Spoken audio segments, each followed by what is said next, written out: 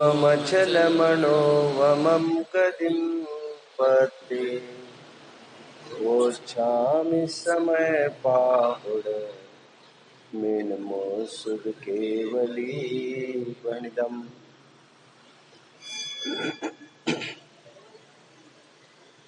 अनादि निधन वस्तुएं भिन्न भिन्न अपनी मर्यादा लिए हुए परिणमन करती है।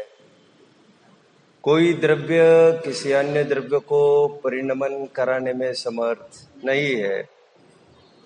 तदपि परिणमन कराने का भाव मिथ्या दर्शन है।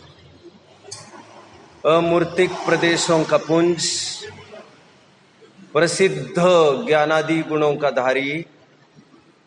प्रसिद्ध इसलिए लिखा है क्योंकि ज्ञान लक्षण है।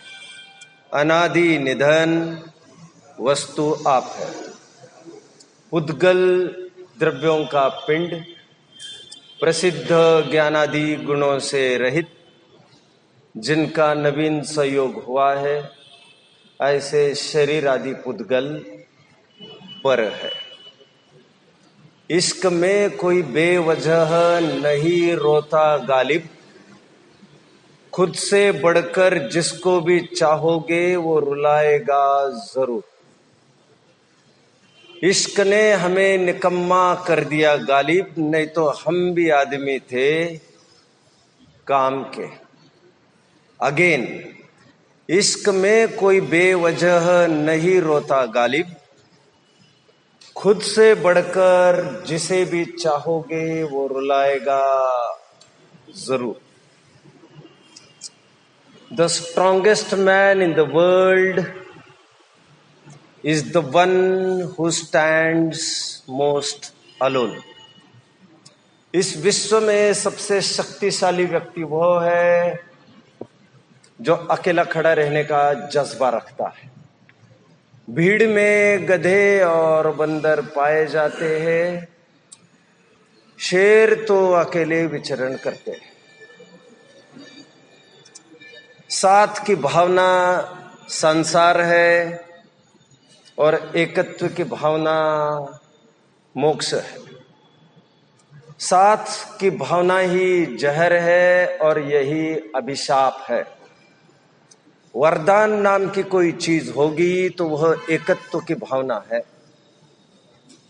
Company is sought by feeble minds, ऐसा मैंने बहुत साल पहले एक जगह लिखा था। सहयोग वो चाहता है, सहयोग कमजोर दिलों की मांग हुआ करती है। जो अकेले में संतुष्ट नहीं रह सकते, फिर वे संग की तलाश में चल पड़ते हैं। अब ये बात दूसरी है, ये कि यदि कुसंग की तलाश करता रहे फिर तो जाएगा गर्त में, और सत्संग की तलाश में घूमता रहेगा तो उत्थान होगा। ये नहीं कह रहा हूं मैं, उत्थान होने के अवसर जरूर उसको मिलते रहे। अगेन, साथ की भावना अपराध है, एकत्व हमारा सौंदर्य है, एकत्व हमारी ताकत है। एकांत में, अकेलेपन में मन डरता है, मन खाने को उठता है, असहज होता है, बोर होता है। यह उस मानसिकता का फल है जिसमें एकत्व के स्वरूप को बहुत अच्छे से समझा नहीं।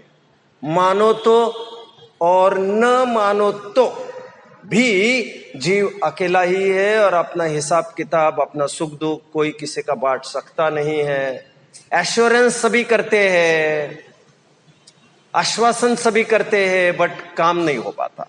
अभी साध्वी जी प्रश्न पूछ रही थी प्रारंभ होने के पूर्व, हम किसी को दान दे, उसने गरीब ने अपना घर बनाया, तो हम तो ये कर सकते हैं ना। शायद आपने कथा सुनी होगी अकृत पुण्य की, नहीं। आपने कथा सुनी होगी धन्य कुमार की, नहीं। धन्य कुमार एक आता है, आपने सुनी।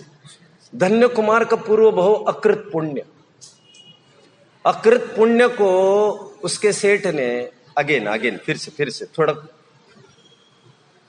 बैकफुट पर आकर बात करता हूं। बाप 2000 करोड़ दिनार का मालिक था। उस जमाने में वो सबसे ताकतवर इंसान था धनापेक्षा। जैसे ही अकृत पुण्य गर्भ में आ गया, कथा सुनी है, जो जो गर्भ बढ़ने लग गया तो दरिद्रता चालू। जैसे ही अकृत पुण्य धन्य कुमार का पूर्व भाव, जैसे ही धन्य कुमार का जन्म हुआ यहां, वैसे ही उसका बाप मर गया यहां। और 2000 करोड़ दिनार का मालिक आ गया रोड पर। और जो उसका दीवान था, मुनिम था, उसके कर्म का पासा पलटना था, वो मुनिम बन गया आज 2000 करोड़ दिनार का मालिक। फर्जीपने से नहीं, फ्रॉड करने से नहीं, उसकी किस्मत चमक गई। कहानी तो बहुत बड़ी है, मैं तो आपको इतना कहना चाहता हूं कि चलिए बता ही देता हूं। फिर उनको लगा, धन्य कुमार की पत्नी को, सॉरी सेठ की पत्नी को लगा, धन्य कुमार की मां को लगा, मतलब अकृत पुण्य की मां को लगा अभी कुछ नौकरी करनी पड़ेगी।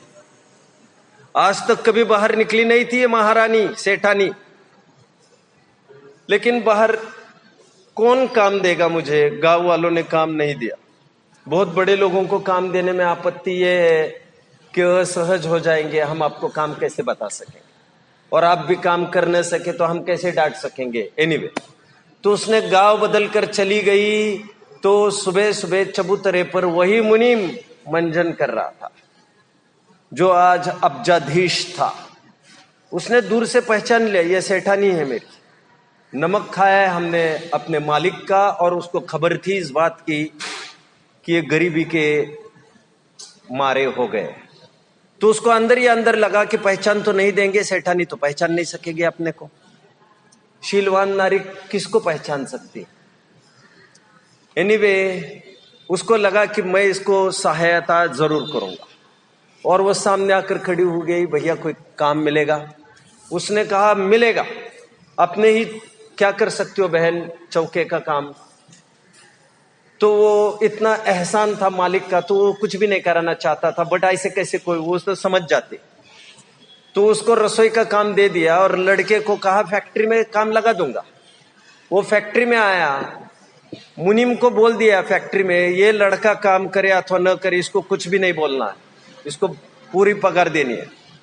एक बार की बात थी, उसने चाहा इसको मैं निहाल कर दूं। ध्यान से सुनना, इस लाइन के लिए मैं बोल रहा हूं। उसने अपनी तिजोरी से स्वर्ण मुद्राएं निकाली और उसके हाथ पर जैसे रखी, वे अंगार बन गई। देने वालों के हाथ में नहीं है मैं किसको आबाद कर दूं, लेने वाले का गांठ का पुण्य होना जरूरी है। उसने कहा सेठ आप भी हमारी मजाक कर रहे हो, एक तो गरीबी हमारी मजाक कर रही है और ऊपर से आप ये हम धधकते अंगारे डाल रहे हैं हमारे हाथ पर। आपने कहानियां जरूर सुनी होगी, सीता के प्रसंग में अग्नि भी पानी हो गई। आपने कहानी जरूर सुनी होगी सोमा सती की। सोमा सती जिसने घड़े में हाथ डाला, वो विषैला सर्प था, वो नाम अलग अलग होंगे, मैं उलझना नहीं चाहता, और ये हुआ भी होगा कि नहीं इसमें भी उलझना नहीं चाहता। भाव आप समझ रहे हो। उदय तगड़ा था तो सांप था उसमें, और सास ने कहा मरवाने के लिए, डाल हाथ उसमें, वो भी हार बन गया।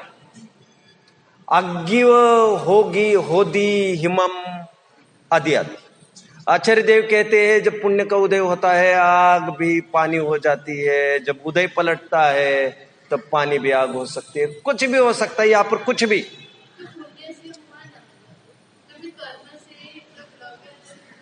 हम किसी का भला कर सकने के लिए हमें उनके कर्म में फेरफार करनी पड़ेगी, और हम किसी के कर्म में फेरफार नहीं कर सकते। स्वयं किए जो कर्म शुभाशुभ फल निश्चय ही वे देते, करे आप फल दे अन्य तो स्वयं किए निष्फल हो। अर्थ समझ में आ रहा है? राइट। पुण्य का तगड़ा उदय होता है तो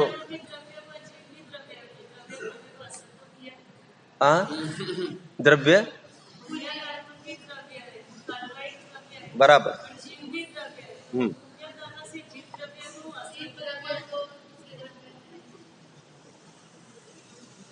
क्या हुआ पुण्य कर्म से जीव को? सुख की प्राप्ति। वो सुख कैसा है जी? वो सुख यथार्थ सुख है। आप जानते हैं इस बात को?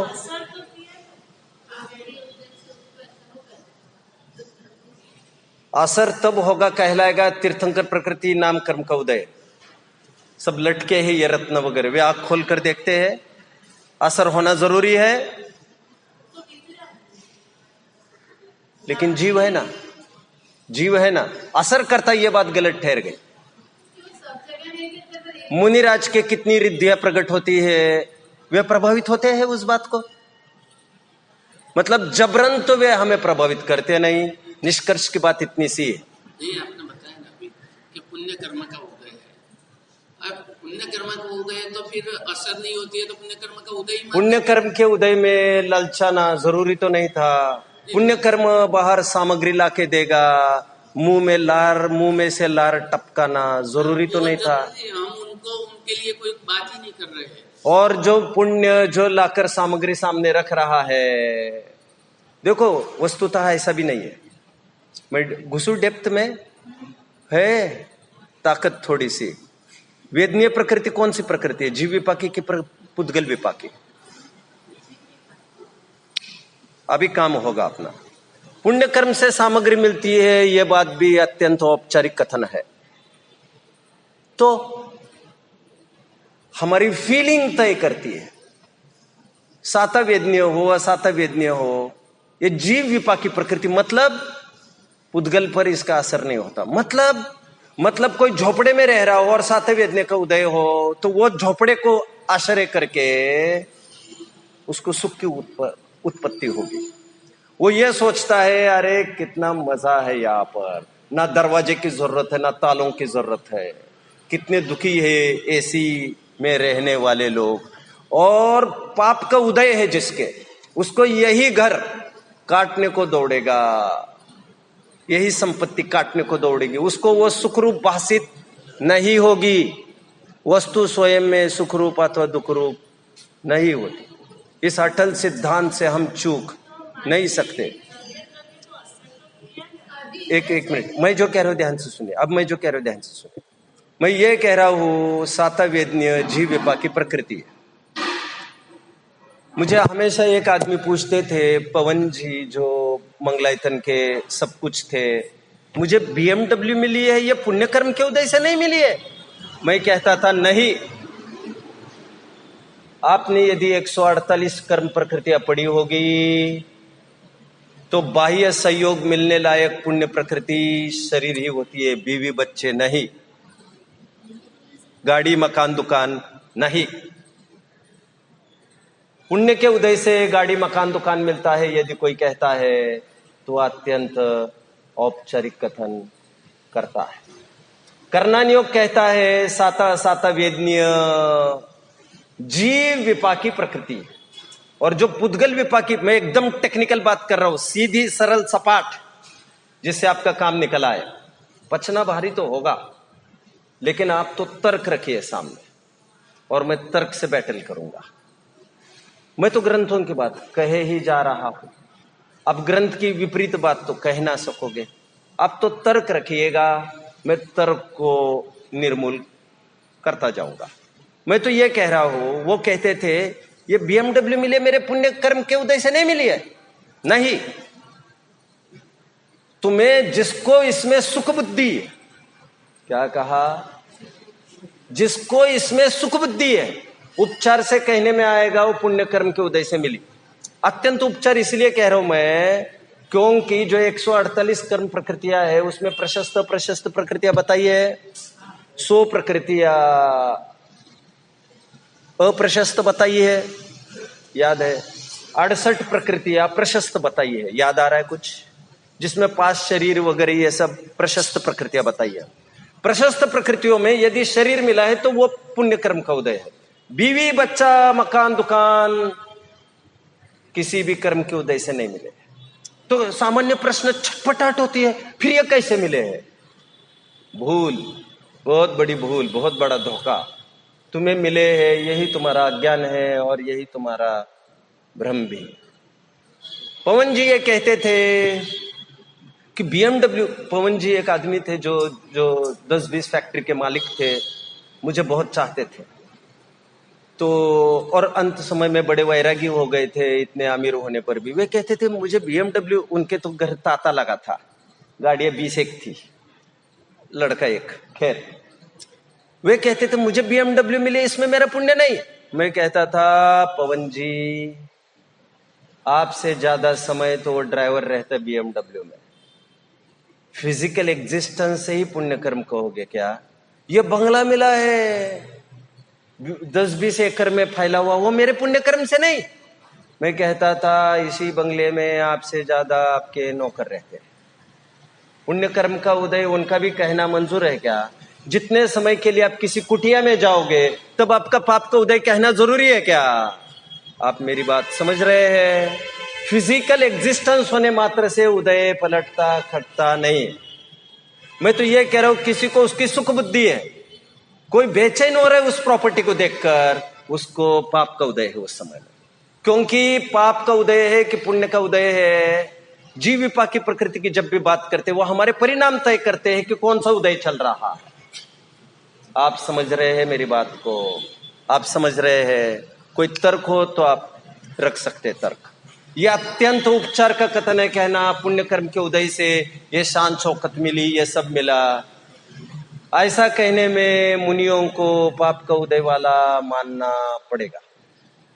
जो BMW मुझे अच्छी लगती है मेरे लड़के को अच्छी नहीं लगती है, मानना पड़ेगा पुण्य कर्म का उदय मेरा है लेकिन इसके पाप कर्म का उदय है। इसलिए सामग्री मात्र होना पुण्य पाप कर्म का परिचायक नहीं होता। किसी ने, मैंने उस दिन भी कहा था, किसी ने हमें गाली दी तो हमारा पाप कर्म, ऐसा भी नहीं होता है। महावीर को आज भी गालियां देने वाले हैं, उससे उनके पाप कर्म का उदय नहीं हो जाता। बाहर के क्या क्या घटित होता है उससे हमारा उदय तय नहीं होता। हमारी फीलिंग तय करती है कि वो पुण्य का उदय है या पाप का उदय है हमारा। अच्छा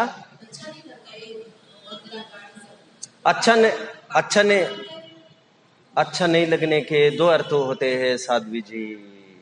एक तो आसारता भाषित होकर विरक्त होना, वहां पर द्वेष नहीं है, द्वेष होने पर पाप कर्म का उदय होता है।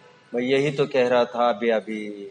आप उसी बात को अच्छे से सुनते तो ये प्रश्न ना पूछते। चक्रवर्ती ने चक्रवर्तित्व को ठोकर मार के जंगल पकड़ लिया, का मतलब आप क्या कहना चाहते हो? पाप का उदय आ गए ये कहोगे क्या आप? और आप आगे की बात सुन लीजिए। खैर आपका अध्ययन तो बहुत नहीं है आप लोगों का, फिर भी मैं कहे जा रहा हूं। आपने यदि उदय उदीर्णा का थोड़ा अभ्यास किया होगा तो आपने पढ़ा होगा 6वें 7वें गुणस्थान के वो बाद असाता कर्म की उदीर्णा नहीं होती है। अब मैं आपको प्रश्न पूछता हूं, 7वें 8वें गुणस्थान में उपसर्ग हो सकता है कि नहीं मुनि पर? क्योंकि उपसर्ग तो 12वें गुणस्थान तक की किसी भी स्थिति में हो सकता। ये तो 13वें गुणस्थान का अरहंतों का अतिशय है जो वो है उपसर्ग से रहित हुए है, केवल ज्ञान संबंधित 10 अतिशयों में से। मेरा ये प्रश्न है, आप ये कहेंगे क्या कि मुनि के पाप का उदय आ गया? नहीं, बाहर के हाथ पैर कटने से भी पाप का उदय सचमुच नहीं होता। It depends on how you take it. आप क्या फील करते हो, इससे पुण्य पाप का उदय तय होता है। यदि मैं साता की बात करूं तो उच्च नीच गोत्र भी जीव विपाक की प्रकृति का ही, अंतराय भी जीव विपाक की प्रकृति का ही। जनरली समझाने वाले उसे पुद्गल विपाकी के रूप में समझाते रहते हैं। सुन लीजिएगा ध्यान से। लोग ये कहते हैं कि ये इनको ये चीज देने वाले थे लेकिन किसी ने आकर फांजी मारी और इनके अभी लाभ अंतराय कर्म का उदय आ गया। वस्तु का मिलना न मिलना अंतराय कर्म का उदय क्षम तय नहीं करता। जिसको चाह होती है उस समय में, उस संबंधी, उस पर ही यह सब लागू होता है। आप समझ रहे हैं मेरी बात को? नहीं तो मैं खोल के दिखा दूं थोड़ा सा। मैं ये कह रहा हूं आपको, मुझे ये फोन चाहिए था और किसी ने आकर रोक लगा दी तो इसे माना जाएगा मेरे अंतराय कर्म का उदय। मुझे ये नहीं चाहिए था और किसी ने आकर रोक लगा दी तो मेरा अंतराय कर्म का उदय नहीं माना जाता। दानांतराय कर्म का उदय उनका माना जाता है जिनको दान करने की इच्छा थी। जिनको इच्छा ही नहीं थी उनका अंतराय कर्म का उदय नहीं माना जाता। जिन्हें आहार ग्रहण करना था उनके भोगांतराय कर्म का क्षोभशम तो उदय निश्चित होता है। जिनको इच्छा ही नहीं है उनका उदय निश्चित नहीं होता है, क्योंकि ये जीव विपाकी प्रकृतियां कही है, उद्गल विपाकी नहीं। महाराज जी आपका मेरी तरफ ध्यान होगा ही। मैंने इस पर घंटों विवेचन किए हैं, वे शांति से सुनने लायक है। इसका दावा मेरा नहीं है कि आपको तुरंत जचेगी। दावा इसका पक्का है, जो आप आगम से मिलान करने लग जाओगे आपकी गुत्थियां खुलेगी। बट ऐसे वचन कि मैं हमने तो सुना है और सभी कहते हैं, ऐसे वचन को मैं प्रश्रय नहीं देता हूं। मैं यहां पर हूं इसलिए मैं ऐसी बात कह रहा हूं, ऐसा बिल्कुल ना समझना। मैं दिगंबरों के बीच में बैठकर भी काफी मुद्दे ऐसे ही बोलता हूं। मैं तो ये भी नहीं समझता कि मैं किसी संप्रदाय का, किसी का खरीदा हुआ, किसी का मैं आदमी हूं, मैं किसी का एजेंट हूं, ऐसा मैं कभी नहीं समझता। मैं दो टूक ही बात करने का आदतन हूं, आज भी और 20 साल से भी। जो कुरीतियां जहां जहां चलती है वहां वहां पर मैं कुठाराघात करने में कभी भी नहीं हिचकता हूं। साता असाता वेदनीय जीव विपाकी प्रकृतियां ही है। ये मैं अभी कहता आ रहा हूं। 7-8 साल से कई लोगों को बहुत अटपटा लगा पहले, लेकिन आज वो प्रेम से झूम रहे हैं। और ग्रंथों को देखे ना, गोत्र कर्म जीव विपाकी प्रकृति का ही संतान क्रम से आए हुए आचरण पद्धति को गोत्र कर्म कहते हैं। माँ बाप की पैदाइश से गोत्र कर्म कहना एक उपचार का कथन है। उसकी अपनी अपनी वैल्यू है, कितनी वैल्यू है प्रसंग आने पर मैं बता दूंगा। बट ग्रंथों की अपेक्षा तो पहले समझना जरूरी है। आयु कर्म भी बहुविपाकी प्रकृति है। तो गोत्र कर्म जीव विपाकी में कैसे लेंगे?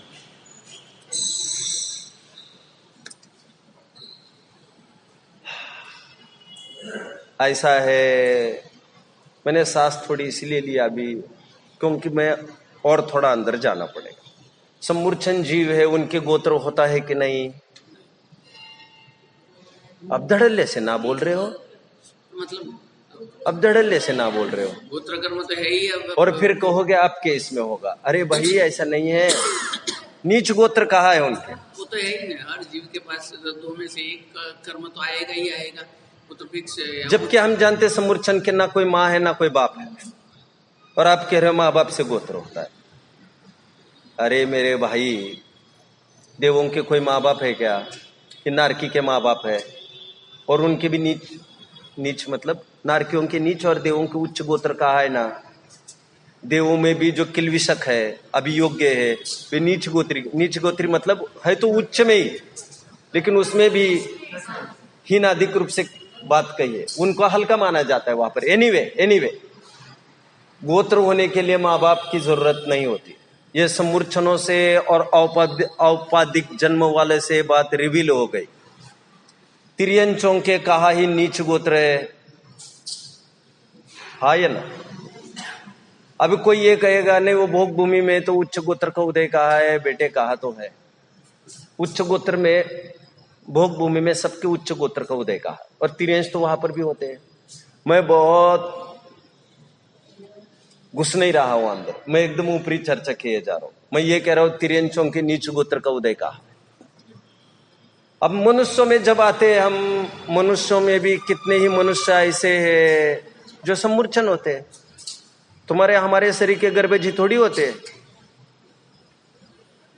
मतलब बिना माँ बाप के होते, और तुम माँ बाप से गोत्र किए जा रहे हो। मैं ये नहीं कह रहा हूं माँ बाप से गोत्र करना सर्वथा निरर्थक होगा, मैं उसको भी चौकड़ी नहीं लगा रहा हूं।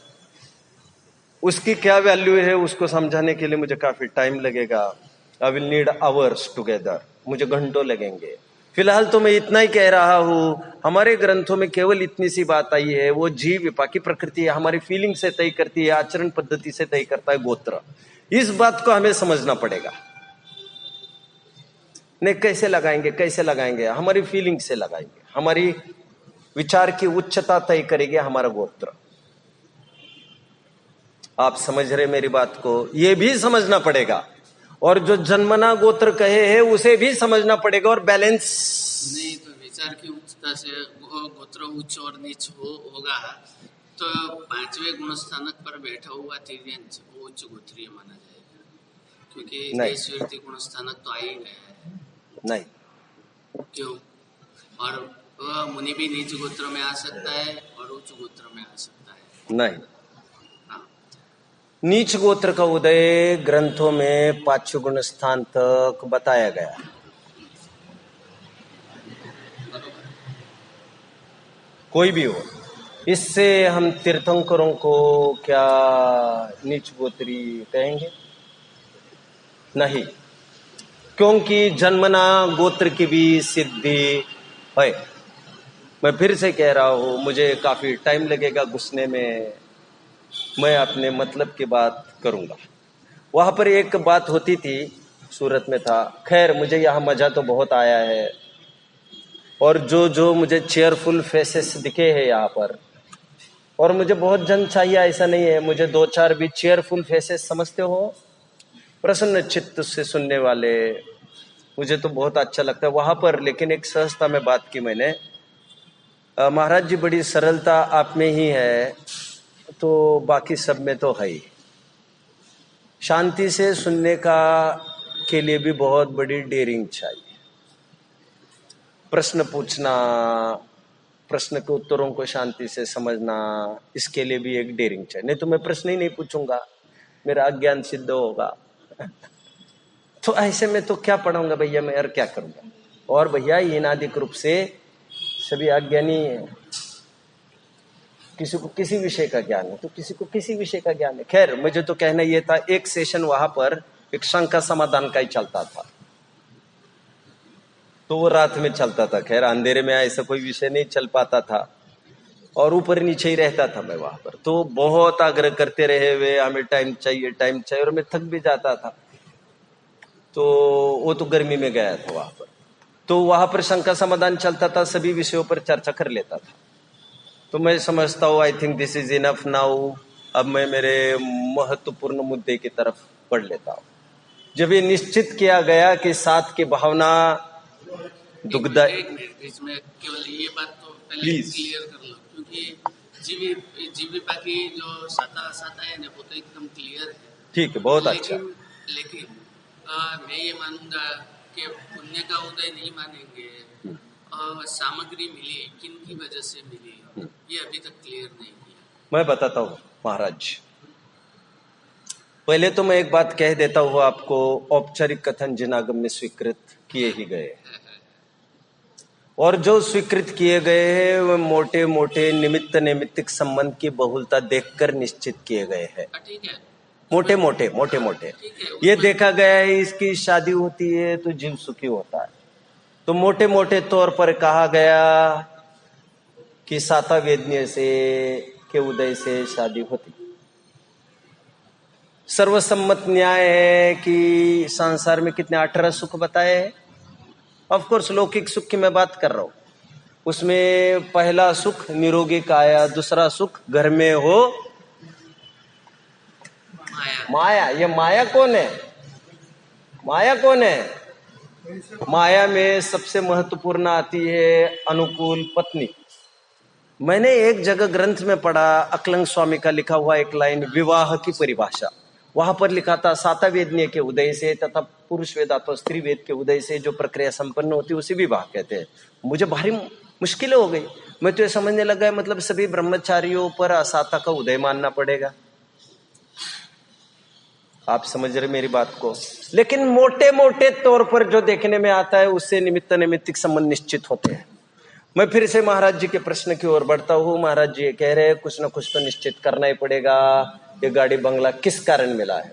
मैं फिर से ये कहना चाहूंगा कि हमें मिला नहीं, लोक में रजिस्ट्री हमारे नाम पर होने से हमें मिला है, ऐसा लोक में माना जाता है, यहाँ पर नहीं। संयोग मात्र है उनका। मैं फिर से और एक बात, संयोग मात्र भी होना वो किन की वजह से हो? कोई भी चीज का संयोग ही होता है, और तो क्या हो सकता है?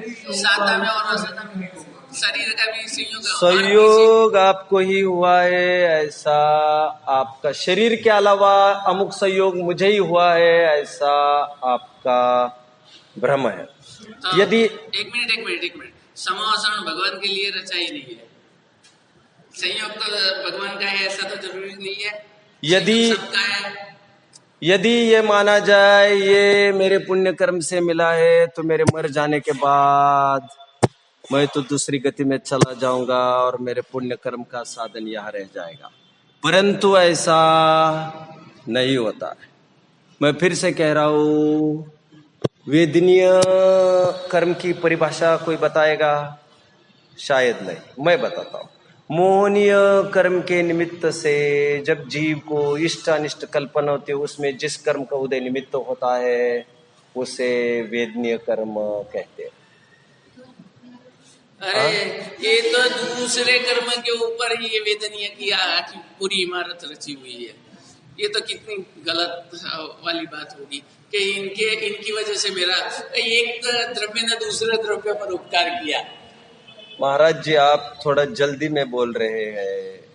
ग्रंथों में इसीलिए ज्ञानावरण, दर्शनावरण, 8 कर्मों के नाम बोलना महाराज जी जरा। हाँ, फिर से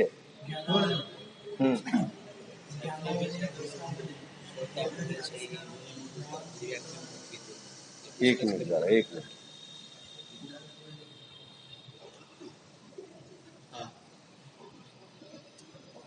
नाम बोलो कर्म के। पहले तो मैं एक बात आकर्षित करता हूं ध्यान आपका। ज्ञानावरणीय शब्द आगम विरुद्ध है। मूल ग्रंथ में आप ज्ञानावरणीय शब्द दिखा नहीं पाओ। शब्दों के उच्चारण क्लियर कट चाहिए। हाँ, ये ग्रंथ में दिखा रहे, जो भी आप ग्रंथ दिखा रहे वो 100 और 150 साल 200 साल पहले के ही दिखा रहे हमको, मूल ग्रंथ तो नहीं दिखा रहे। खैर, मेरा प्रश्न तो ये नहीं था। ज्ञानावरण, दर्शनावरण, आपने वेदनीय मोहनीय ऐसा क्रम बोला, राइट? मैं इसके लिए प्रश्न पूछा। ऐसा क्रम लिखने का हेतु ग्रंथ में बताया है। गोमटसार में, कर्मकांड में 1000 वर्ष पहले लिखा हुआ ग्रंथ, वहां पर साफ कारण दिया। मोहनीय को इसीलिए, मोहनीय के पहले इसलिए वेदनीय को रखा है क्योंकि मोहनीय के रहते हुए ही वेदनीय अपना काम करता है। आपको पता होगा 7 वेदनीय का उदय अरहंतों के भी होता, फिर भी उनको इंद्रिय सुख नहीं होता, क्योंकि यह तो पहली अनिवार्य शर्त है। मोहनीय के बिना वेदनीय अपना काम करता ही नहीं। यह सहज निमित्त नैमित्तिक संबंध है, कोई जोर जबरदस्ती की धरपकड़ नहीं है वस्तु स्वरूप में। जैसे ग्रंथ में एक सूत्र बताया गया, धर्मास्तिकाय अभावात, एक सूत्र है। पार्डन? रति अरति क्या करेगा?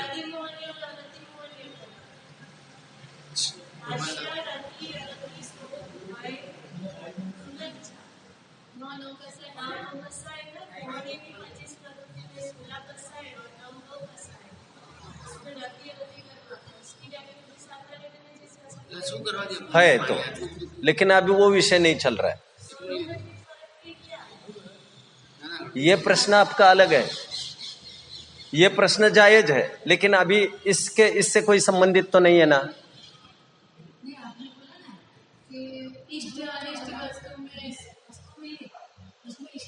मैं साफ साफ फिर से कह रहा हूं, वेदनीय अपना काम तब करता है जब मोहनीय की उपस्थिति हो। मोहनीय जाने के बाद वेदनीय अपना काम नहीं करता है। अरहंतों के 7 वेदनीय का उदय है, यद्यपि उनके असाता वेदनीय का भी उदय है, फिर भी उनमें ना कोई इंद्रिय सुख दिख रहा है ना इंद्रिय दुख दिख रहा है। कारण मोहनीय का अभाव। मोहनीय का अभाव होने पर वेदनीय अपना काम नहीं कर सकता, रूल है ऐसा। अब बोलिए। हाँ, हाँ हाँ, ऐसा नहीं। जब जब दुख होता है तब आरोप आता है कि अमुक कर्म का उदय है। वस्तु से संबंध वहां पर भी नहीं होता। किसी को अच्छी चीज मिल गई, अब वो मान रहे पुण्य कर्म का उदय। दूसरे दिन उससे अच्छी चीज किसी और को दी गई, वो पाप का उदय मान रहे। उस बात को लेकर साध्वी जी बात को समझिए। जीव विपाकी प्रकृति कही है साता साता वेदनीय, उद्गल विपाकी नहीं। जैसे ये शरीर पुण्य कर्म से मिला है औदारिक, हाँ या ना? क्योंकि साफ साफ लिखा ही है, बाह्य वस्तुएं मिलने के लिए ना कोई कर्म का उदय होता है, ना मिलना मानना मुनासिफ होता है। मिला है यदि कर्म के उदय से तो शरीर तक हमारी रेंज है। संयोग मात्र किसी वस्तु का होने से उसको अपना मान लेना लोकोत्तर कानून में नहीं बनता। मैंने अभी अभी कहा उसी BMW का संयोग उस नौकर को भी है, उसको पुण्य कर्म का उदय कहेंगे क्या? मैं ये कह रहा हूं जैसे घड़ी भी इसी बंगले में रहते तो घड़ी का भी पुण्य कर्म का उदय कहेंगे क्या? टेक्निकली बात करिए, लॉजिकली बात करिए और ग्रंथ की बात करिए। जो मालिक है उसका पुण्य रहेगा, जो मालिक है उसका पुण्य रहेगा, किसी का रहने वाला नहीं। मालिक की परिभाषा हम तुम दोनों मिलकर तय करेंगे। ये तुमने कहा कि मैं मालिक हूं और कुछ मूर्खों ने स्वीकार किया। लोकोत्तर कानून इसे मानता नहीं है, आपको कुछ मिला ही नहीं है।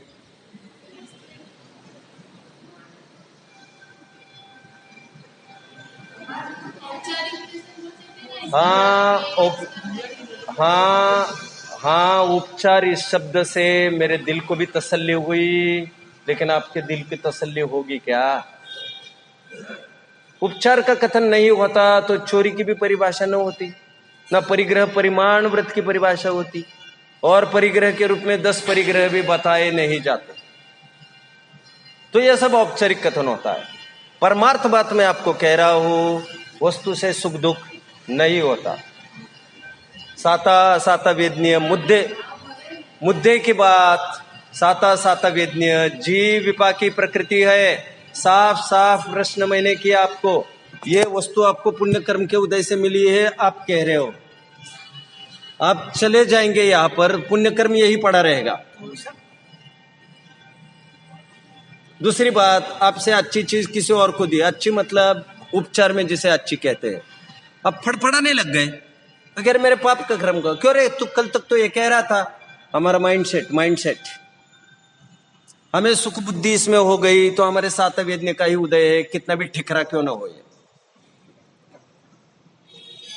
ग्रंथों को घंटों पढ़ना पड़ेगा, मैंने खपाया है, आपको खपाना पड़ेगा। 10 गाड़ी का जो मालिक है, फिर वही प्रश्न, उपचार का मालिक है, उपचार का ही मालिक है ना, उपचार का मालिक है ना। तो मालिक है उपचार। भाई साहब, मालिक तो वस्तु अपने आनंद गुणों का ही है, अपनी पर्यायों का ही मालिक है। उपचार से मालिक है। मैं फिर से कहना चाह रहा हूं, पुण्य पाप कर्म से बाहर की सामग्री मिलती है, यह औपचारिक कथन है।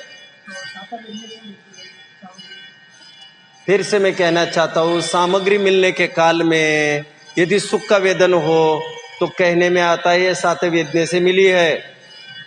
दुख का वेदन हो तो उसी सामग्री को मिलने को उपचार से कहा जाएगा, असात वेदने के उदय से मिली है। सामग्री बदलने की जरूरत नहीं है। वही लड़का जो सात वेदने के उदय में अनुकूल भाषित होता था, असात वेदने के उदय में वही प्रतिकूल भाषित होता है। लड़का बदलने की जरूरत नहीं होती है। ऐसा नहीं है कि लड़का सात वेदने के उदय से मिला है और लड़की नालायक है, असात वेदने के उदय से मिली है। सात वेदने की असात वेदने की कोई निश्चित सामग्री नहीं हुआ करती, क्योंकि वही सामग्री हमें कभी सुखरूप लगती है, कभी दुखरूप। वही सामग्री किसी को सुखरूप लगती है तो किसी और को दुखरूप। सामग्री स्वयं में किसी कर्म का उदय नहीं होती। कहा जाता है, कहा भी इसीलिए जाता है, मोटे मोटे तौर पर सामग्री का मिलना लोगों को सुख का कारण है, तो कहा जाता है पुण्य कर्म के उदय से ये मिला। सामग्री पुण्य का उदय है और जो सुख का अनुभव हुआ है वो साकार है। हाँ, फिर से सामग्री मिली, पुण्य का उदय कर, पर उसमें सुख की अनुभूति हुई, तो फिर वहाँ पर साकार है। आपको फिर प्रश्न होगा, कौन से कर्म के उदय से सामग्री मिली कहोगे?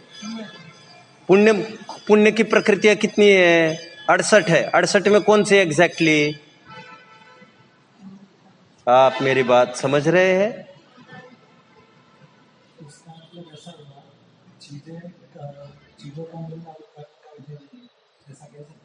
बिल्कुल चाहिए। अरे मिलती है, यही भ्रम है। समान मिलनी चाहिए, यह कहां से बात लाई? योग्यता जी, योग्यता। आप तो ये कहने लग जाएंगे कल आलोक आकाश में भी धर्म अधर्म तो चाहिए, द्रव्य नहीं तो फिर उसके पाप को उदय। अरे क्या चाहिए क्या नहीं चाहिए, हमें किसी ने व्यवस्थापक नहीं बनाया है। जैसी आप समझ रहे बात को?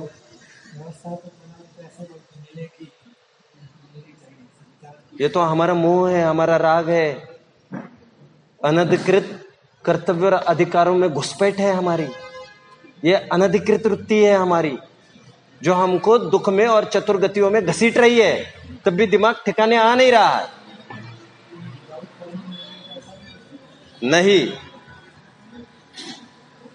कोई बिना, सुनो, सातवेदनीय के उदय से किसी को पत्नी मिली, तो किसी को बिना पत्नी के सुख का वेदन है, तो उसको सातवेदनीय का उदय चल रहा है। उसको कह रहे क्यों ये ठिकरा मेरे गले में बांध रहे हो घंटी, ये मुझे मत बलि का बकरा बनाना। वो कह रहे अब शादी कराने पर उतरू होंगे तो झगड़े हो रहे घर में, लड़का लड़की कह रहे मेरी शादी मत कराओ। आप समझ रहे हैं? तो उसके पुण्य का उदय है कि पाप का उदय है, ये तय कौन करेगा? अरे इतना बड़ा घर है, तुम्हारे पुण्य का उदय, उसको पाप का उदय है उसका। आप समझ रहे हैं मेरी बात को? जिन शासन मिलना पाप पुण्य का उदय कि पाप का उदय है, ये उपाश्रय आदि मिलना, ये तो आप कह रहे हो। किसी को जबरदस्ती लाकर बिठाए, उसके पाप का उदय है। बाह्य सहयोग पुण्य पाप कर्म के उदय का परिचायक नहीं होते हैं। कहा क्यों जाता है? कहा इसीलिए जाता है क्योंकि मोटे मोटे तौर पर सुख के आयतन ये देव शास्त्र गुरु के आयतन माने जाते हैं। लगभग वहां पर लोगों को सुख शांति उत्पन्न होती है। मोटा मोटा अनुमान देखकर बोला जाता है, बोलना कोई अपराध नहीं है। उससे रास्ते खुलते। साध्वी जी समझ में आ रहा है? कोई जोर जबरदस्ती नहीं, मेरी आदत है। हाँ बिल्कुल बिल्कुल।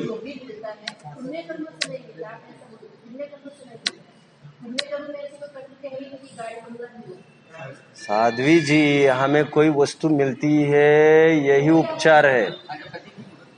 कोई वस्तु आपको मिली ही नहीं है। मैं क्या कह रहा हूं, पुण्य कर्म के उदय से मुझे कुर्ता मिला, पुण्य कर्म के उदय से मुझे कुर्ता मिला। मैं यहां से चल दिया, देवगति में गया, मतलब मेरा पुण्य कर्म का उदय यही रहा और मैं चल गया। निर्वाण भी चल जाऊंगा। अभी महावीर तो चले गए, लेकिन उसके पुण्य कर्म का उदय यही बैठा है, हमारे पास बैठा। क्या?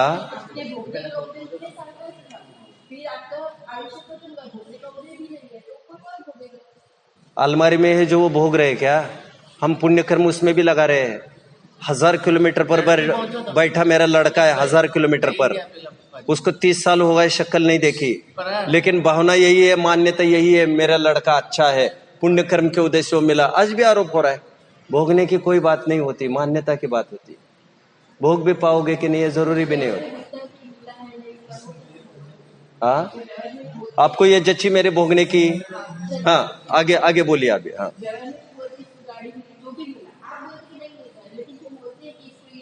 मैंने ऐसा नहीं कहा, मैं कह ही रहा हूँ डट कर, जो मिलता ही है कहना व्यवहार है, तो व्यवहार में तो मिलता ही है। मैं तो कह ही रहा हूँ, मैं मना कब करा हूँ? व्यवहार से व्यवहार चलता ही है। जैसे हमने ग्रंथों में कहा आदान निक्षेपण समिति, देखकर उठाना देखकर रखना। अरे भाई कुछ जीव तो कुछ ग्रहण करता ही नहीं, त्याग करता ही नहीं, लेकिन उपचार का कथन ऐसा स्वीकृत किया ग्रहण उठाने का, क्योंकि तुम्हारे भाव उसमें शामिल है। ग्रहण करने के भाव होते हैं, कषाय तो तुम्हारी ही है। और हम बार बार ये कैसे कहेंगे, मैं बार बार कह रहा था, एक जन ने पत्रिका छापी थी, देखो मैं कह रहा हूं अजीर्ण होता है कभी कभी, जानते हो अजीर्ण, उसको इतना अजीर्ण हो गया अध्यात्म को, उसने शादी की पत्रिका छापी। सच्ची बात कह रहा हूं, ये लगभग आई थिंक इट में भी 60 to 70 years एगो की बात होगी। अब उसने पत्रिका की कि शादी होते हुए जानेंगे, फिर 4 बजे भोजन करते हुए जानेंगे, जानेंगे जानेंगे जानेंगे जानेंगे जानेंगे, जीव तो जानता है जानता है जानता। अरे ये लिखने की जरूरत क्या है उसके लिए? बोलने में पॉलिश करने की जरूरत नहीं होती, लिखने में पॉलिश करने की जरूरत नहीं होती। समझ ठीक चाहिए तो कुछ भी बोलो तो कोई आपत्ति नहीं होती। हमारे ग्रंथों में सब प्रकार के नए, सब प्रकार के कथन है, अपने अपने स्थान पर सब ठीक है। हमको समझने की कला होनी चाहिए बस। किसी को कोई प्रश्न? नहीं बोलिए आप तो। हाँ, आपको अटपटा लगता होगा। रति और शाता नहीं, साता। मैं तो छाता छाता सुनता रहा पहले, ये छाता। हाँ बोलिए। हाँ, साता और रति बोलिए। हाँ, यह दूसरा प्रश्न है आपका, दूसरा प्रश्न है ना। हाँ, अभी इसको भी सेटल करता हूं। ऐसे तो कई प्रश्न आएंगे, वो बात सामग्री मिलने की बात अलग। ये प्रश्न तो नया प्रश्न है। ये प्रश्न आपका बिल्कुल जायज है। रति अरति किसे कहते हैं एग्जैक्टली, इसके लिए भी मैंने कई ग्रंथ टटोले, कई ग्रंथ, लेकिन कोई बहुत मजा नहीं आया। लेकिन जितना मुझे समझ में आया उतना मैं कह दे रहा हूं आपको। क्योंकि रति मतलब आप ऐसा मानेंगे कोई वैश्विक और वासना के स्तर पर, तो ऐसा भी नहीं है। उसके लिए तो वेद बताइए 3, और राग रूप 13 कषाय तो है ही, द्वेष रूप 12 कषाय तो है ही।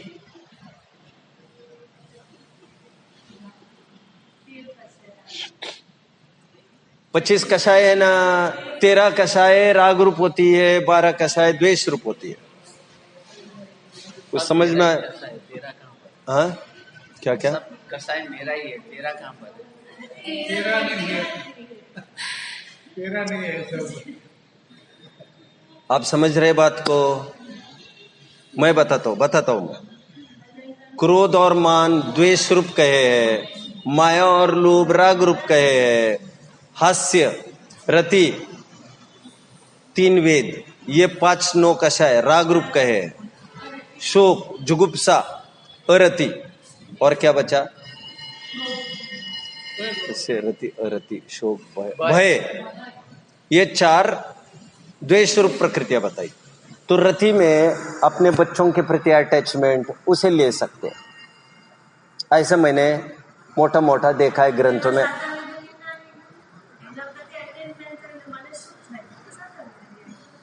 उसमें रति का और सातवेदने का कोई लेना देना नहीं है, क्योंकि बात रति ही की नहीं है। जितने राग रूप कषाय है उन सबका इंटर रिलेशन सातवेदने के साथ लगेगा। बात रति ही की नहीं है। आप समझ रहे हैं मेरी बात को? जैसे हास्य हुआ, वो भी सातवेदने का उदय कहना पड़ेगा। 3 वेद, उसे भी सातवेदने का उदय कहना पड़ेगा। बात रति की ही कहा है, इसलिए मैं बार बार पूछ रहा हूं, ये रति रति क्यों आ रही बीच में? अब प्रश्न क्या पूछना चाहते हो? आप समझ रहे मेरी बात को? चलिए, मैं जाते जाते क्या, why did you nod your head? आपने ऐसा ऐसे क्यों किया? नहीं देखो, आप तो मुझे पूछते रहिए, मैं चुप तो नहीं बैठूंगा। फिर आप ही थक जाए, आप ही मन में धारणा कर बैठे तो फिर हाँ, ये बात है। ये तो बहुत दम की बात है। सोचने के लिए ही ज्यादा टाइम चाहिए, 10 टाइम्स, क्योंकि जैसा कहा है उस पर विचार गहरा मंथन चाहिए। और मुझे खुशी ये है कि आप शांति से सुन तो रहे हो, सोच तो रहे हो। एनीवे मैं अभी टाइम तो होने को है, मुझे भाई साहब ने कल बताया है 8 के पहले डाउन होना है। मैं उस दिन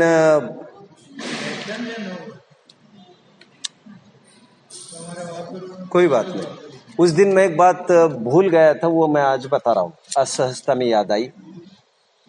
आहार की 5 बातें मैं बताता रह गया था। गर्तपूरण, अग्निशामक याद आ रहा है, 4 बताइए। गोचरी और अभी फिर एक रह गए क्या, तो गर्तपूरण, अग्निशामक, अक्षमृक्षण और गोचरी। उसमें और एक बचा था जो मैं बता नहीं पाया था, वो तो सेम डे ही ख्याल में आ गया था, लेकिन आज मैंने सोचा अभी बता दो, अभी खाली टाइम है तो। भ्रामरी, भ्रामरी, अरे ये तो उस दिन हो गया साध्वी जी, अब उस दिन क्या कर रहे थे। अक्षमृक्षण, मृक्षण मतलब होता है लुब्रिकेट, लुब्रिकेट करना, दैट इज मृक्षण। अक्षय is axle of the wheel. Anyway मृक्षण समझ में आ रहा है। एक मूर्ख का दोष है आहार संबंधी, ख्याल में है, मूर्ख का दोष नहीं पता।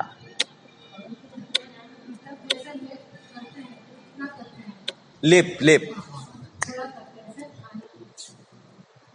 नहीं, अब मैं फिर उस पर चर्चा करूं। व्हाट इज मृक्ष दोष। मृक्ष का एक दोष बताया है, 46 दोष बताते हैं आहार संबंधी, कितने, 48, ठीक है, चलो यार झगड़ा, वो तो ठीक है, वो तो ठीक है, जो भी है। तो 46 दोष बताए हैं मूल आचार आदि ग्रंथों में, उसमें मृक्ष का एक दोष है आहार संबंधी, वो भी मैंने आपको थोड़ा बताया। वो एक घी और तेल संबंधी ही दोष है, उसका आधार देते हुए मैंने अक्षमृक्षण का। एक है ब्राह्मरी, ब्राह्मरी मतलब होता है जो कोई भंवर होता है, भंवर, भंवरा।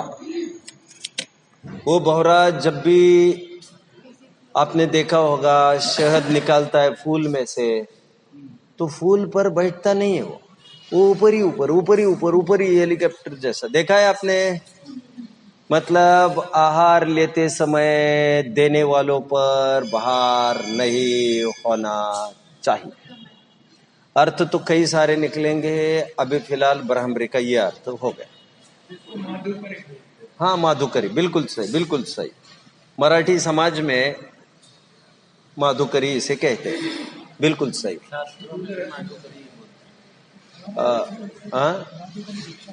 बिल्कुल बिल्कुल। तो बोलिए, और कोई डाउट होगा तो पूछ सकते हैं। मैं अभी 2-3 मिनट है ना, मैं सरकने को भी अवसर नहीं, वो तो प्रकरण ही है उपकार का। चलेगा, 10-1 मिनट चलेगा, लेना है। सुनिए अभी ध्यान से। कल 4 बिंदु हमने पूरे किए, जिसमें बताया गया एकत्व निश्चय को प्राप्त वस्तु है, वो सुंदरता को प्राप्त है, अन्यथा सर्वसंकर आएगा। दूसरे पॉइंट में ये बताया गया कि वो अनंत धर्मों का ही चुंबन करता है, अपने कोई होंगे सगे जो बिछुड़ के नहीं जाएंगे, वे तो अपने गुण है। तीसरा पॉइंट ये बताया कोई भी वस्तु अपने स्वरूप से च्युत नहीं होती। चौथे पॉइंट में बताया कोई वस्तु पर रूप परिणमित न होने से अनंत व्यक्तिता नष्ट नहीं होती, कोई भी वस्तु है वो अपने रूप बनी रहती है। आज आगे का एक छोटा सा पॉइंट है, देखिए पढ़ते हैं। यह लिखा है, इसलिए वे टंकोत्कीर्ण की भांति स्थित रहते और समस्त विरुद्ध कार्य और अविरुद्ध दोनों की हेतुता से वे सदा विश्व का उपकार करते हैं। जब विश्व के उपकार की मैं बात करूंगा, शायद अभी मैं देखूंगा, पहले मेरा पॉइंट कंप्लीट करूंगा मैं एक छोटा सा, फिर टाइम मिला तो देखूंगा। जब मैं उपकार की बात करूंगा तो परस्पर उपग्रह जीवानाम शब्द का अर्थ भी बताऊंगा। क्या है, हाँ, और आप ना भी पूछते मुझे, तब भी मैं इसका अर्थ उस सूत्र की तरफ ले जाता। 5वें अध्याय का कौन सा 17वां सूत्र है, 21वां, आई एम वेरी सॉरी, 21वां सूत्र होगा। एनीवे अभी यहाँ पर एक छोटी सी बात पहले चर्चा कर लेते, वो क्या लिखा है देखिए। इसलिए वे टंकोत्कीर्ण की भांति स्थित रहते। मिला, कौन स्थित रहते हैं, कौन स्थित रहते हैं? द्रव्य। मूल गाथा का शब्द समय। समय। कुंद आचार्य देव का अभिष्ट क्या है ज्यादा? आत्मा। द्रव्य कहने पर आगम को 6 वस्तुएं दिखती है, लेकिन आध्यात्म को तो एक आत्मा ही दिखता है। अपना द्रव्य ही अपने लिए द्रव्य है। यहाँ पर कह रहे ये जो समय है, ये जो द्रव्य है इतने सारे, अथवा ये जो मैं आत्मा हूं आध्यात्मिक रूप से, वे टंकोत्कीर्ण की भांति स्थित है। टंकोत्कीर्ण की भांति मतलब 2-5 दिन पहले चर्चा थी, 5-7 दिन पहले क्या बताया था? टंकोत्कीर्ण शाश्वत। शाश्वत। आजकल बहुत सारे लोग ग्रंथ दीवार पर लिखने लग गए, उत्कीर्ण करने लग गए, देखा है आपने? क्योंकि सब जलकर भस्म हो जाएगा, ये ग्रंथ भी जलकर भस्म हो सकते हैं। भावना नहीं है हमारे, होने को कुछ भी हो सकता है। सुरक्षित रखने के लिए क्या उपाय होते हैं? उसे टंकोत्कीर्ण किया जाता है। पंच परमागम मंदिर कहते हैं उसे, परमागम मंदिर। तो परमागम टंकोत्कीर्ण किए जाते उस मंदिर में। कई मंदिर मिलेंगे ऐसे इस जाति के जिसमें ग्रंथ उत्कीर्ण रहते हैं। अभी दादर में भी जो मंदिर है, उस दिन मैं देख रहा था, उसमें समय सार वगैरह उत्कीर्ण किया है पूरा, सभी दीवारों, एक एक गाथा वगैरह सब कुछ। खैर, टंकोत्कीर्ण का अर्थ यहाँ पर शाश्वत। शाश्वत यहाँ पर इसलिए कह रहे पर से भिन्न और अपने से अभिन्न। इसे टेक्निकल वर्ड बताया था एकत्व विभक्त। भावनाओं में मैं बता रहा था एकत्व और अन्यत्व। आगे बढ़ते। और समस्त विरुद्ध कार्य तथा अविरुद्ध दोनों की हेतुता से वे सदा विश्व का उपकार करते हैं, टिकाए रखते हैं। अब ये लाइन तो चलेगी, मैं चालू तो कर रहा हूं, थोड़ा बहुत अभी खोल दूंगा, थोड़ा बहुत मैं बाद में खोल दूंगा। विश्व पर उपकार करने की बात आ गई आज। हर एक द्रव्य विश्व पर उपकार करता है की बात कर रहे हैं। हर एक द्रव्य विश्व का उपकार करता ही ये बोल रहे हैं। फिर से पढ़ते हैं। मैं जितना पढ़ रहा हूं उतना ही आप भी पढ़िए, ज्यादा नहीं। और इसलिए वे टंकोत्कीर्ण के भांति स्थित रहते हैं। और वे समय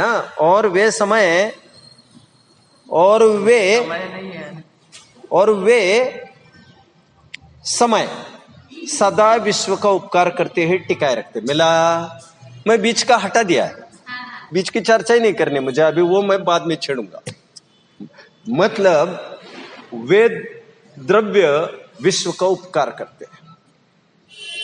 वे द्रव्य मतलब कौन? हर एक द्रव्य विश्व का उपकार करता है, ऐसा बोल रहे।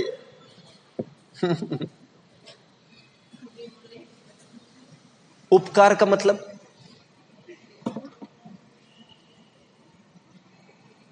लोक में उपकार का मतलब, मैंने लोक में उपकार का मतलब किसी को धन दे दिया, किसी को भला करना। राइट।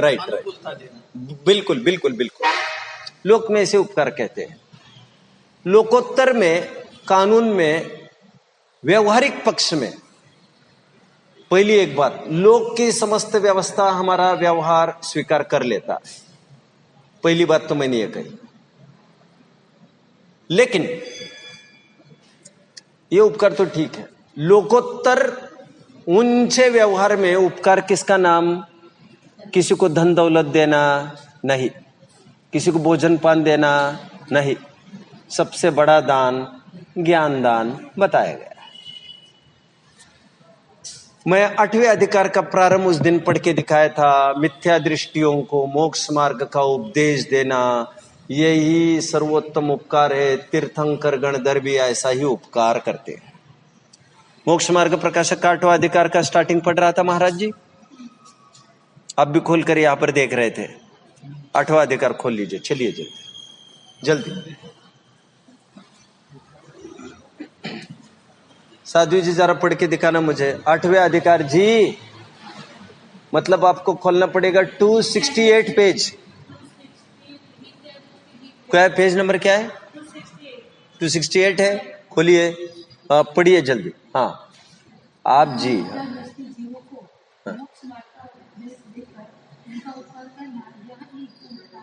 हाँ बस बस बस बस बस। तो एक तो रोटी कपड़ा मकान देने की बात थी, भलाई के ही अर्थ में था, लेकिन वो क्या भलाई, वो तो कसाई की पूर्ति है एक प्रकार से।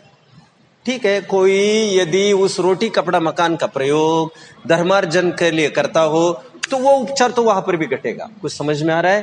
अन्यथा तो विषय कसाय पोषण के अलावा वैसे ही कुछ नहीं। हाँ या ना? एक बहुत बड़े भाई थे, एक सुमत प्रकाश जी हाथरस के, श्वेतांबर भाई थे, बड़े भद्र परिणामी थे, बहुत ही अच्छे थे, गुजर गए अभी वे। मेरा उनका बहुत कनेक्टिविटी बनी रही जब वे मंगलायतन थे। वे कई ट्रस्ट्स को डोनेट करते थे। उसमें एक भरतपुर का भी एक ट्रस्ट था जिसमें 1000-1500 अंधे वगैरह को दिया जाता था, खाना वाना, और उनको रखा जाता था। अनाथ आश्रम था सॉर्ट ऑफ।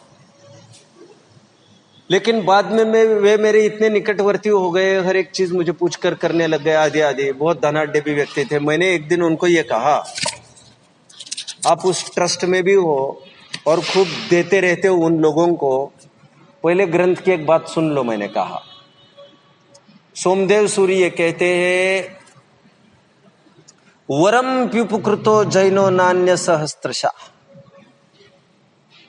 क्या कहा मैंने? वरम प्युपकृतो जैनो, मैं उपकार का ही अर्थ खोल रहा हूं, है ना? फिर मुझे जो खोलना है वो तो मैं खोलूंगा बाद में, ऐसे मुझे दिख रहा है। वरम प्युपकृतो जैनो नान्य सहस्त्रशा का क्या मतलब है? एक जैन को जैन पर उपकार करना ये 1000 नॉन जैन पर उपकार करने से बेहतर। समझ रहे कुछ? ऐसा वो सूत्र में लिखा है। मैंने उनको कहा, सुमत प्रकाश जी को, आप तो बहुत बड़ा भला काम कर रहे हैं, जैन अजैन को भेद ना करके भी उनको करा रहे आप ये सब, और ये अच्छा है। जैनत्व का इस मामले में भी थोड़ी प्रभावना होती है कि जैनी लोग सबके लिए करते हैं, ये अच्छा है। मैंने कहा लेकिन वे सब प्रकार के भोजन कराते हैं वहां पर, रात में भी कराते, दिन में भी कराते, जमीन कन भी कराते, सब कराते हैं।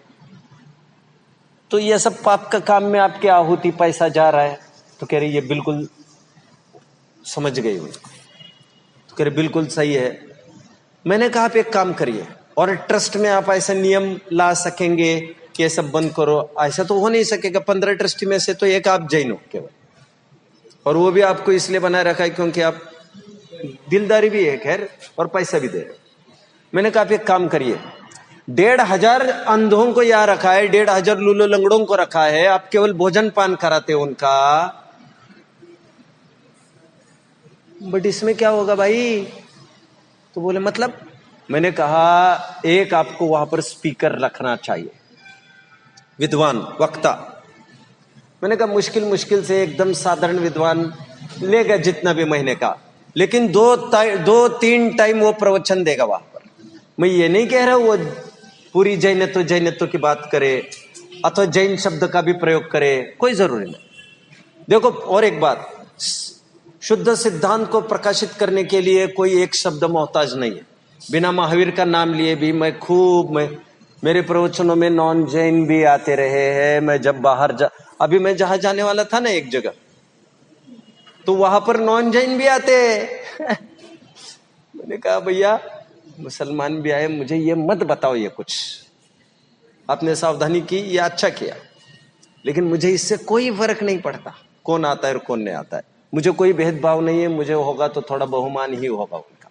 एनीवे, तो मैंने उनको आइडिया दी थी कभी, ये तो अब शरीर की खुराक की तो चिंता कर रहे हैं उनकी 1500 जन की, मानसिक खुराक का क्या जी, जिससे भवांतर सुधरे, ऐसा आप क्या कर रहे हैं उनका? अब ऊंची सोच क्यों नहीं रखते? उनको इतनी जम गई वो बात, इतनी जम गई दिमाग में, ऐसी घुस गई। मैं अभी भी कह रहा हूं, किसी को रोटी कपड़ा मकान की व्यवस्था देना ठीक है, उपकार भी तब कहलाएगा यदि वो खा पी कर धर्म मार्ग में लगना चाहते हो। ध्यान से सुनना ये नहीं तो वो विषय कसाय का पोषण भी हो सकता है। एनीवे, लेकिन ऊंचा उपकार मानसिक खुराक को ठीक करना है, बहु भ्रमण उसका अभाव होना चाहिए। अब इस भाव में दे जाएंगे, अगले भाव में क्या कर लेंगे, उसका स्थायी उपाय करो, कुछ स्थायी उपाय। मैं फिर से अभी मैं कहना चाहा, उपकार उपकार में बहुत फर्क है। एक छंद आपको लिखना चाहिए, वैसे तो नहीं लिखो तो कोई खास बात नहीं है, समझ तो जाएंगे ही आप। ये परमानंद स्तोत्र सुना है? सुना है?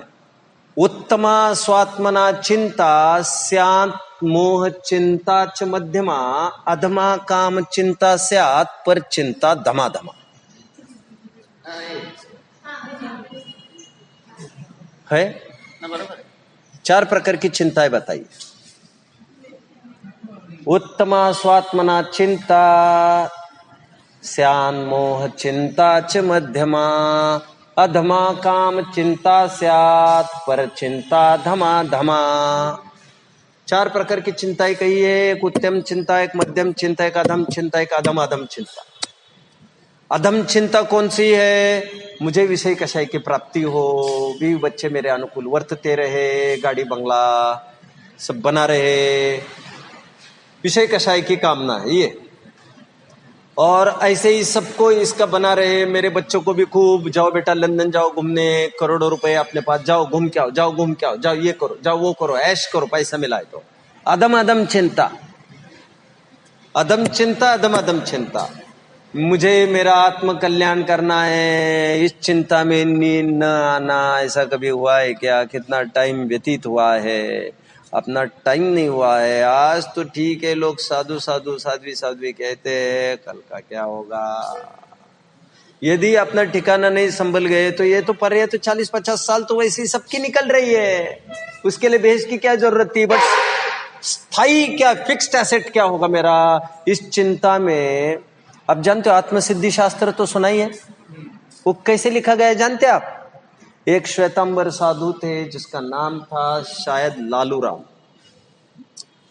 उन लालू राम को ये चिंता हो उठी कि मैं सम्यक्त्व के बिना मरना नहीं चाहता। कितने विरले होंगे जी जिनको ऐसी चिंता होती होगी, सम्यक्त्व के बिना मैं मरना नहीं चाहता, श्रीमद जी कुछ करिए।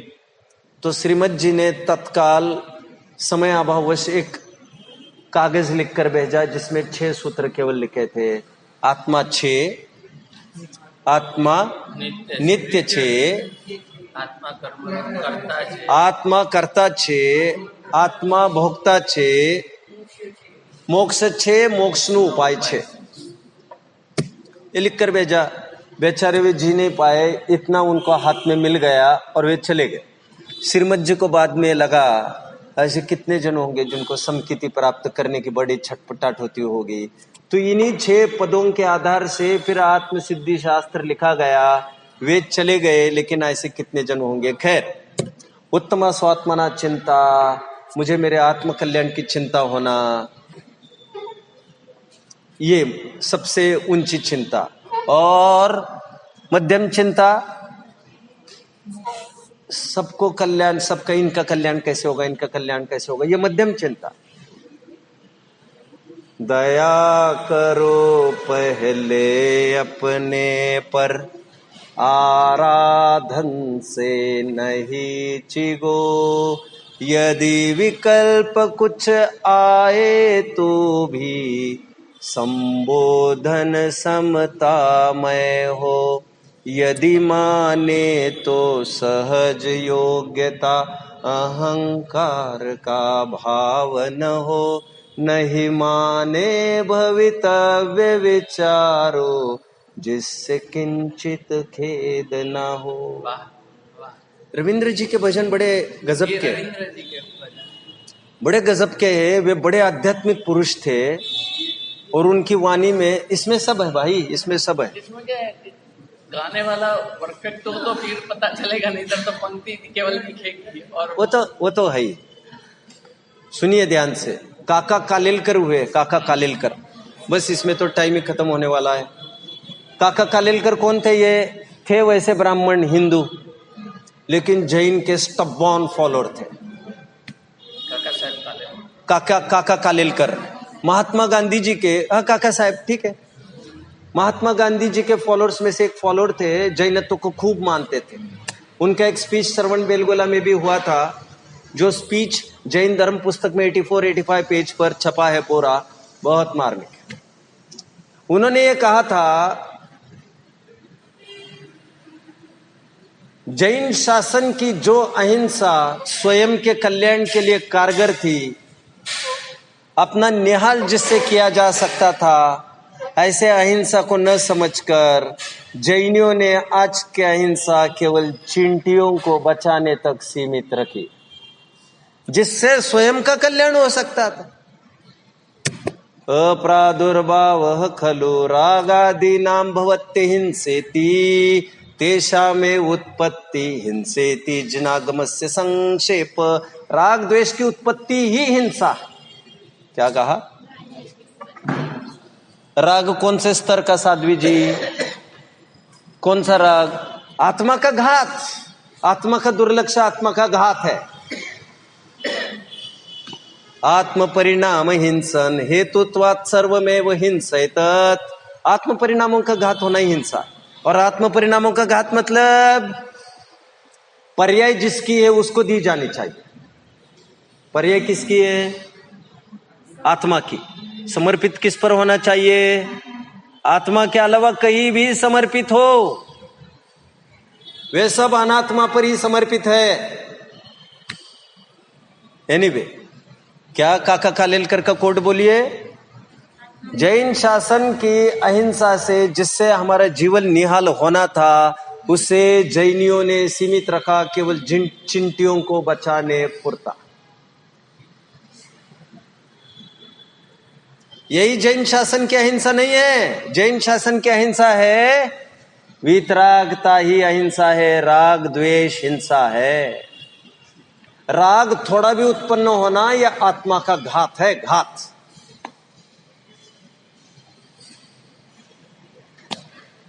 महाराज जी, भूमिका में तो होना चाहिए ना, भूमिका में तो होना चाहिए ना।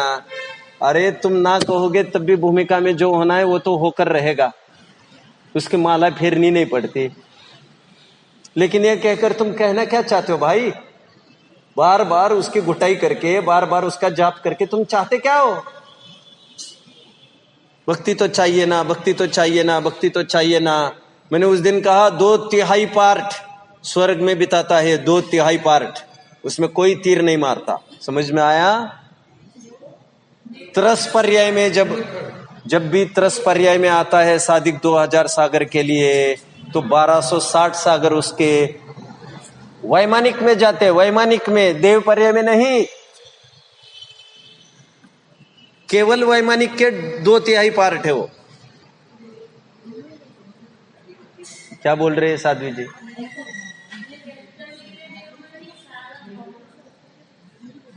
स्वर्ग की बात कर रहा हूं, देवगति की बात नहीं कर रहा हूं मैं। देवगति में तो स्वर्ग के अलावा और 3 है ना बैठे, भवन में अंतर ज्योतिष। एनीवे, दया करो पहले सब अपने पर। ये उपकार की चर्चा चल रही थी, मैंने अभी इतना ही कहा। लोक में उपकार किसे कहते हैं? भलाई के अर्थ में, खैर वो तो। लेकिन भलाई भी उपचार से क्या, जिससे उसके बहु ब्रह्मांड का अभाव हो। एक भोजन दोगे, 4 घंटे के बाद क्या करोगे भाई? एक इलाज कर दोगे, शरीर तो व्याधि मंदिरम है, उस दिन मैं कह रहा था। बाद में क्या करोगे जी? लेकिन यहां उपकार की बात क्या करने जा रही है कि हर वस्तु का विश्व के ऊपर उपकार। तो क्या उपकार की बात करना चाहते हैं वो चर्चा करूंगा। परस्पर उपग्रह जीवानाम का अर्थ का अपेक्षा मैं आप सबसे करूंगा। आप सब क्या करते हो क्या नहीं देखेंगे।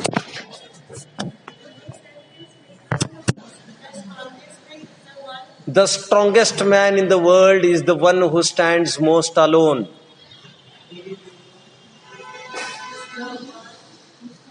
The strongest man in the world is the one who stands most alone. और एक लाइन लिख लो, आप लिख ही रहे हैं तो। The strongest man in the world is not a big wrestler. Quaid sir करो और जा सकते। कायोत्सर्ग बड़ा इंपॉर्टेंट है भाई। हाँ, the strongest man in the world is not a big wrestler. Wrestler spelling WRESTLING। Wrestling समझते हो? कुश्ती, कुश्ती, wrestling. The strongest man in the world is not a big wrestler but is the person who keeps all the senses in his control.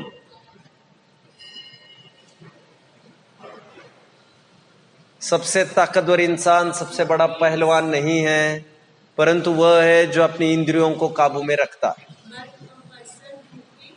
His all the senses, keeps all the senses under control.